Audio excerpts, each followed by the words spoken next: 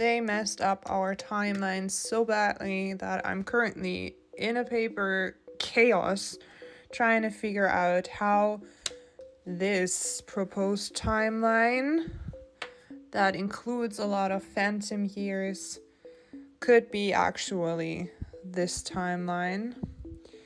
And it's quite interesting. I went through all of these centuries searching for clues as to what happened when, how did it happen, and so on. And this is only my first draft. This is a working project because I will have to go through all of this. These are major city fires. These are major floods that happened. These are earthquakes that happened after the reset. But I'm gonna present my first draft. So everything obviously starts with Christ's birth in the year 0. We have the year 33 with the crucifixion, 66, Jewish-Roman War started, that lasted 7 years. The temple got destroyed in 70 AD, then we had 79 AD where Pompeii got destroyed by a volcano eruption. Then Rome falls, but we are not sure about that year because it might have been the second year. Regarding Gunnar Heinzen's research, we have 700 phantom years, meaning they have added time here to deceive us, meaning Latin did not change, no new living quarters arose. They had the same style, the same buildings, the same colors, the same materials. So Gunnar Heinzen is a very good chronology researcher. He and many others are suggesting that 700 at least to 1,000 years have been added to our current timeline, especially regarding the Dark Ages and Antiquity. Because, as the name says, Dark Ages, not much was written in that time. Renaissance starts in around 1400. Then we have the 1561 Nuremberg event, which depicts a war in the sky. Then we have 1600 with Galileo arising. We have the 30-Year War. We have Louis ruling France. We have the British Civil War. We have the Industrial Revolution in 1750, and obviously the major and important date of 1776 and the Declaration of Independence. We also have the 7-Year War right here. We have the Napoleon War, we have the French Revolution, and then obviously the reset period starts where everything here comes into place with all of these great fires, world fairs, flooding, and so on, resulting in World War I, World War II, 2000, and then somewhere up here is 2025. Whereas the proposed timeline is Christ's birth, crucifixion with 33, tribulation, that is supposed to last 7 years, which is mentioned in Daniel 12. So, and I am not sure whether I want to have the start and the comeback of Jesus in the year 66 when the Jewish war started, or in 70 when the temple got destroyed, or in 79 when the volcanic eruption in Pompeii appeared, because we also have an event in 536 to 550, which was the worst time to be alive, as we had 14 years of major volcanic eruptions. The sun didn't have a brightness. We had a mini ice age due to these volcanic eruptions. We had the siege of Rome, which doesn't make sense if we consider that Rome already fell or the Roman Empire, 476.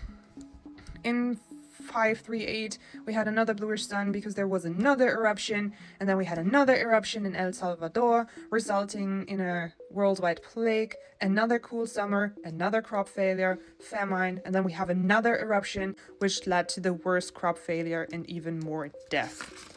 So I'm not exactly sure when I consider Gunnar Heinzen's research and the 700 phantom years, and he is convinced that the first 700 centuries were added to our timeline if this event and this event are not together. These should be together, and I feel like they just stretched it apart, so we don't know it's the same event. So therefore, I'm obviously open to discussing the start of tribulations. I would also like to point out the Geneva Bible from 1560, where the side note to Luke 21:32 says, all of this came within 50 years. Jesus is basically saying in that chapter, your generation will see my coming. So it's somewhere in a period of 50 years after his crucifixion. Anyhow, he came back, we had the tribulation, and then the millennium reign started, which lead us to either of these years, depending what the starting point is. That is when the reign ends. I am quite sure they did not lose Satan all of a sudden. I don't think they knew where he was. I don't think he magically came out of his grave. I believe that they added time here too, because we have a lot of coins with the yearly number like I663 or I547, whatever, you get the gist. Coins and buildings depicting this as the yearly number. So I believe that that means Yeshua. They changed the time. They added time to get us into these numbers. And I believe that Satan was officially loosed with the Declaration of Independence, which was obviously 249 years ago. And next year it will be 250 years. Trump has great celebrations planned for that year.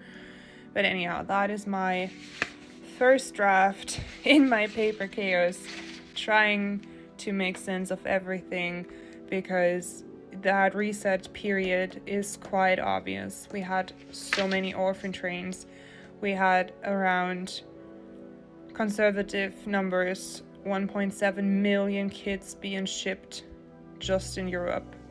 The upper bound is 2.5 million kids just in Europe. We also had a lot of kids being shipped around in America or from Britain to Canada. So again, I'm gonna have to go through all of this to try to make sense, because the Great City Fires are obviously also very interesting, because they burned down our beautiful old world and the remnants of the millennium reign of Jesus Christ, Yeshua. As always, I'm obviously open to suggestions or adjustments to this timeline. Again, this is just my final draft.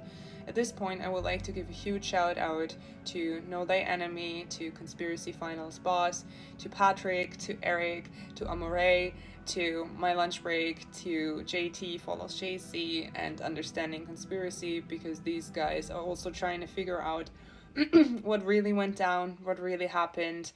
Great creators, and I feel like our swarm intelligence will make sense of this, and I feel like we're on a very good path at this point, trying to see through the deception and through the lies and to reclaim the truth, which is Jesus.